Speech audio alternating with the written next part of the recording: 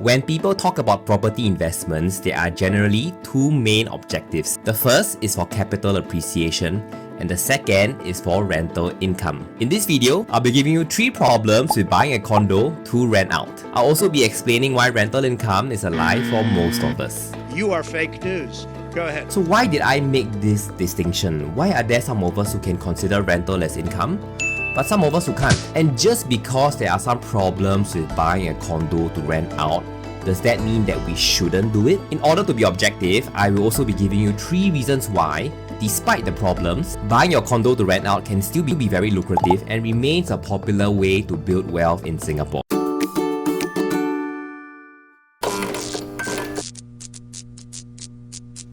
If you're new here, my name is Daryl, and in this channel we talk about real estate in Singapore, so consider subscribing if you want more unbiased property videos. In order to understand why rental income is a lie, we first have to understand why rental income is almost unlikely to produce any positive cash flow. Let's take an example of a 2-bedder in the Nest, a unit which I covered in my previous video. For a 2-bedder in the Nest project, the monthly rental is around 3.5k. If you can rent it out for all 12 months of the year, 1 year's worth of rental would be around 42k. Now, despite collecting 42k worth of rental income, for most of us, we will not be able to enjoy any of it right away. In this case, if you were to take the maximum loan for the unit, that means your monthly mortgage would be around 3.4k, of which 1.6k would be the principal and 1.8k would go to paying the interest. Yes, you heard that right. In the earlier years of your mortgage, a large chunk of your monthly installment actually goes towards only paying the interest. If you analyze this, you have the number shown here. Because we are talking about cash flow, we will deduct both the interest and the principal component of the loan, after which we will be left with about 1k balance a year. Barely with any room to breathe and barely any positive cash flow produced. While this sort of numbers is actually the norm when it comes to renting a condo in Singapore, some people may tell you that it is actually possible to find properties where the rental income is much higher than the monthly mortgage. I don't deny that these cases exist, but that should also make you sit back and think about why the monthly rental income is higher than the installment. Why hasn't the property price appreciated? Is there something that you are not aware about this piece of property? Cash flow is important because as it is, there are already many day-to-day expenses that we need to cover, things like food and transportation. If your investment property is able to give you a positive cash flow, then that would be ideal. That means that it can help to supplement the income from your day job and help to cover these expenses. However, as we saw here in this example, most condos in Singapore are not able to produce a positive cash flow when being rented out. That means that your investment is now added to the list of monthly expenses that you have to worry about. The down payment for a unit like the example here in the Nest is almost $300,000. If it is not able to produce any positive cash flow, that means on top of the 300k that you have to put in upfront, you will still have to carry on pouring in money month to month. While the monthly mortgage is a large component, it is only one of the components that the investor needs to worry about. There are many other hidden components that would drag your cash flow deeper into the red. Before we talk about all the other hidden components, let's first talk about how the rental game works and why so many Singaporeans are doing it despite it not being able to produce a positive cash flow.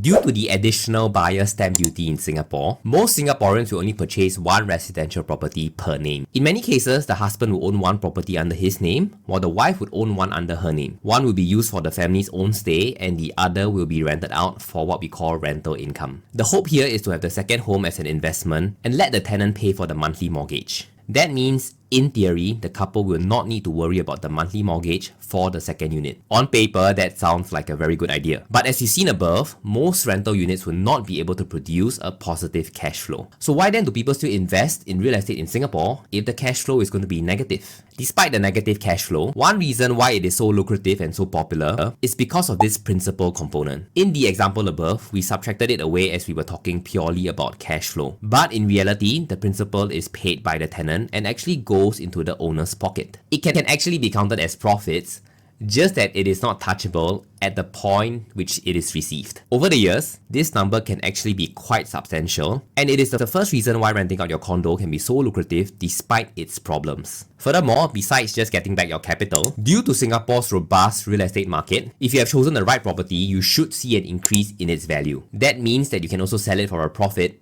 in the future. The capital gains is the second reason why renting out your condo can be so lucrative despite its problems. So there are actually profits produced, just that you can't access the profits immediately due to the huge cash outflow required in parallel. So far, when we've talked about the cash outflow earlier on, we've only talked about the loan. But when reality hits, there are many other components and costs required to upkeep a rental property here in Singapore. Let's look at them and see how they affect your returns. But before we continue, if you found this video helpful or useful, remember to like and subscribe for more unbiased property videos. In order to address the problems with renting out your investment condo, we first need to understand the magnitude of all the hidden costs and how this would bring your cash flow even deeper into the red. These hidden costs include the likes of taxes, condo maintenance fees, or even the commission of the agent who would help to rent out the unit. The first component we'll be talking about is the income tax. Rental is considered income in the eyes of IRAS. That means that it would be subject to income tax alongside the salary of your day job. As Singapore uses a progressive tax model, the amount of income tax you have to pay on your rental income varies by individual. So for discussion's sake, let's assume that the investor here is making the minimum amount to get the maximum loan. And that will mean for this discussion, he's making about 6.5k a month, which means that after factoring in his rental income, he should be around the 11.5% tax bracket. That means that he will need to pay around 11.5% for his taxable annual rental income. After deducting the interest, which can be counted as an expense in the eyes of IRAS, his taxable rental income would be around 19k annually. And that means he will need to pay IRAS around 2.3k a year for income tax on his rental income. But that's not all, because he would also need to pay IRAS a second component. And that second component is a non-owner occupied property tax. Simply put, if you were to rent out your unit, you would have to pay a higher tax rate than if you were staying in the unit yourself. Based on a rough estimation, for a unit like this, the annual value would be around 20k, which would be subject to the 12% bracket, bringing the annual property tax to be around 2.4k. Besides the taxes, there is also the condo maintenance fee. For a unit like this, that would be around $300 a month. That translates to be about 3.6k a year. Don't forget that in order to rent the unit out, you would also require the help of an agent. Let's keep things simple and just assume a generic 2 years lease. So the commission would work out to be about half a month per year. In this case, that would be around 1.7k per year. There are also some other costs involved like rental costs, stamp duties, but let's park all that aside for now. Just looking at the numbers that we put on the table, we will end up with a negative cash flow of around 20k per year, which would be around 1.6k a month. That means that in addition to putting in about 300k at the start, and despite collecting a consistent rental, you will still need to fork out around 1.6k a month to sustain your investment property. If you were in this situation, how would you feel if you had to fork out 1.6k a month to sustain your investment property? In most cases, you'll be bleeding cash month to month, and hence I would say the hidden cost is the second problem with buying a condo to rent out. But let's say the negative cash flow and the hidden cost is not a big problem for you. There is still one more thing you need to worry about. The last problem with renting out your condo for income is that this income is not exactly passive. While it is not exactly active like your day job, having a rental unit still requires some attention. For example, during a tenancy, some problems may arise, and in between tenants, maintenance and cleanup may be required. Beyond this, you would also likely need to engage an agent to market, list, and help with rental negotiations. Furthermore, there could be months where the unit is vacant and not tenanted out. And that means you may not have rent coming in, despite still having to pay for the associated costs we talked about earlier. I'm bringing up this point because when it comes to investments in Singapore, the stock market is often compared to real estate. When you talk about stocks, if you buy a broad-based index fund like the S&P 500, it can be a lot more passive compared to having a rental property, with a lot less hassle and a lot less cost. But don't forget that in real estate, you have a loan or what we call the power of leverage. So far, I haven't seen a thorough analysis that compares the S&P 500 to an investment property for Singapore investors. If you're interested in such an analysis, let me know in the comment section below. Okay, now back to the topic of our rental unit. We've seen that rental income is sort of a fallacy. The issue is not so much because of the cash inflow, but rather because of the high cash outflow required. But this huge cash outflow is not something that every landlord will face. There are a few who are in a very good position who can actually enjoy this rental income as positive cash flow. As you've seen, most of the cash outflow comes from the mortgage. If you are one of those who have fully paid for your unit, then this loan component is something that you no longer have to worry about. And that would mean you will likely be able to see the light of a positive cash flow. In this case here, if the owner of this unit has already paid off his loan,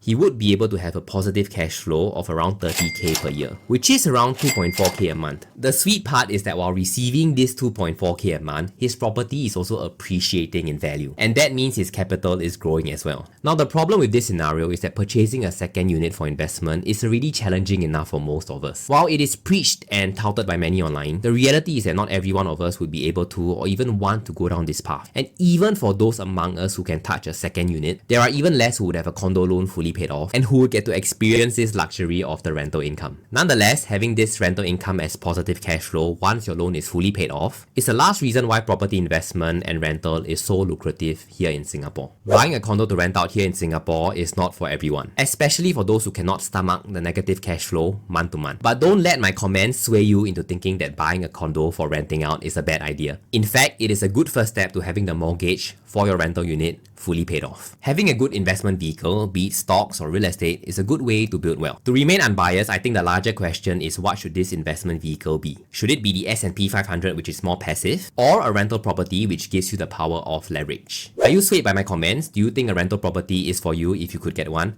Let me know in the comment section below. If you want more unbiased Singapore property videos, remember to like and subscribe.